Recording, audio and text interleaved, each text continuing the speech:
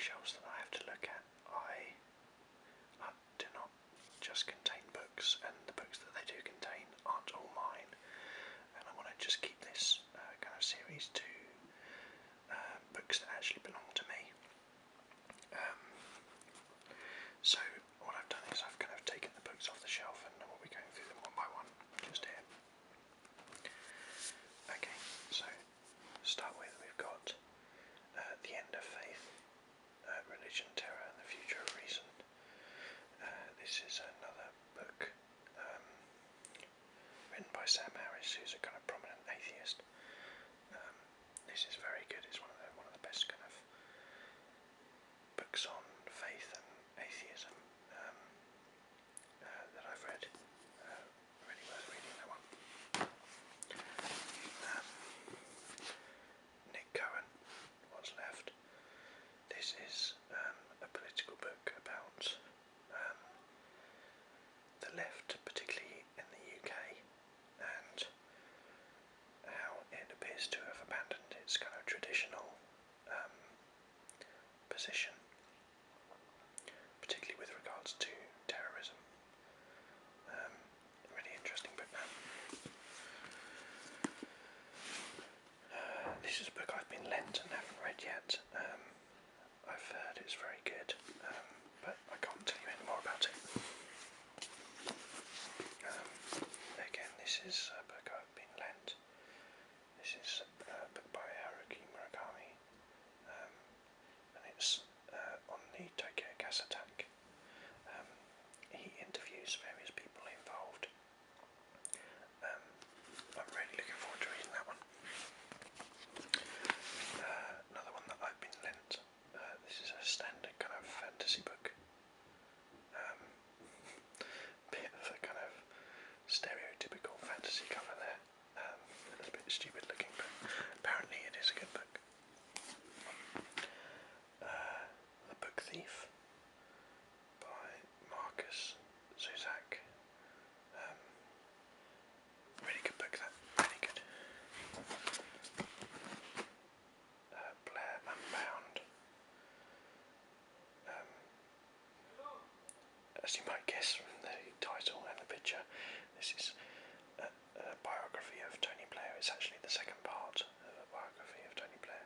This kind of starts right at the beginning of the, I think it's just after the 9/11 attacks, and kind of goes on from there until the end of his term as Prime Minister.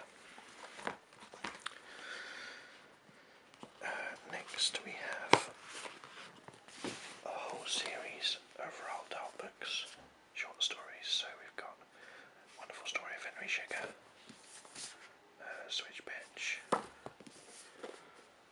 Someone Like You, My Uncle Oswald, Going Solo, Boy. So I actually have 2 copies of each of those. As you will have seen them in the previous video, and as we missed you. Roald Dahl is the king of short stories. His short stories are amazing. Very few people have written short stories as good as him, in my opinion. And just to round it off, even more short stories by Roald Dahl.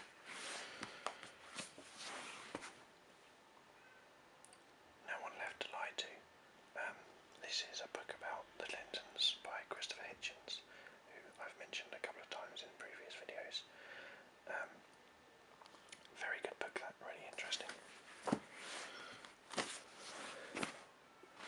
Pride and Prejudice and Zombies. This is really funny, this book. It's just a rewriting of Pride and Prejudice. It's virtually word for word, except that zombies have been inserted into the story. It's just very funny throughout, really. Devil May Care. This is the Sebastian Faulks James Bond novel. I thought he did a pretty good job, actually. It's not amazing, but it was kind of enjoyable, and I kind of good page turner. Nick Hornby, 31 Songs. This is a brilliant book. Basically, Nick Hornby talks writes about them and what they mean to him. It sounds really simple, but it's so effective. Surely you're joking, Mr. Feynman. This is a book about Richard Feynman, or Feynman, not sure how to pronounce it actually.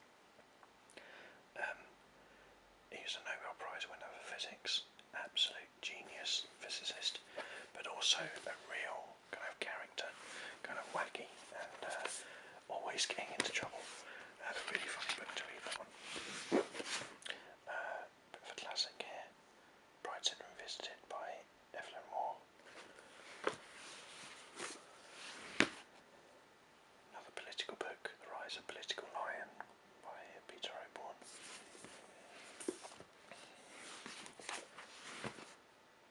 Goldfinger. Yet more Jasper Ford. Seriously, if you listened to my bookshelf tours, then you'll know how much I love Jasper Ford, and you really should go and read some of him. His books are just incredible. Michael Crichton next. Standard kind of Michael Crichton fare, that one. Pretty stupid, but quite fun. Where Eagles Dare.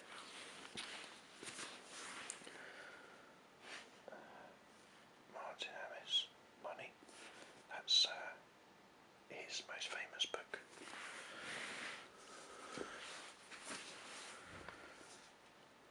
Stuart Maconie, Bias and Prejudice. Alan Bennett, The Uncommon Reader. This is a very, as you can see, it's a very short book. It's only about 120 pages, but it's excellent. It's about the Queen, and it imagines the Queen getting addicted to reading and kind of neglecting her royal duties as a result.